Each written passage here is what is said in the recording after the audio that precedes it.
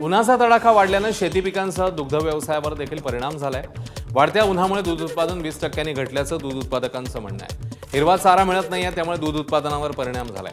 ऊन वाढल्यामुळे दुभत्या जनावरांची विशेष काळजी घ्यायला हवी। त्यामुळे एकीकडे दुधाचं उत्पादन कमी होतंय, त्यातच चाऱ्याचा खर्च वाढतो असं शेतकऱ्यांनी सांगितलं। त्यामुळे वाढत्या तापमानाचा फटका दुग्ध व्यवसायावर देखील होतोय असं चित्र आहे। उन्हामुळं माझं दूध 2 महिन्यापूर्वी 220 लिटर ते 210 लिटर होतं आणि आता अति उष्णतेमुळे गाय धापा टाकतात, तर दूध उत्पादनात घट होऊन 160 लिटर दूध जातंय आणि हिरवा चारा उपलब्ध नसल्यामुळं जी पिंडी 5 रुपये भेटत होती ती आज 12-13 रुपयाला 25 ते 30 किलोमीटरवरून जाऊन आणावं लागतं। त्या हिरव्या चाऱ्याशिवाय दूध निघू शकतो। बरं, उन्हाचा काय परिणाम होतो नेमकी?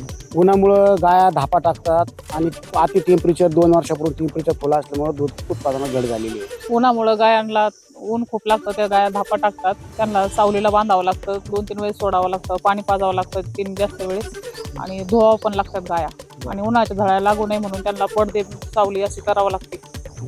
आमचं सध्या 5,500 लिटर दूध कलेक्शन आहे, पूर्ण शेतकऱ्यांचं आहे आणि त्याच्यामध्ये एक 500 ते 600 लिटरची घट झालेली आहे सध्या या उष्णतेमुळं।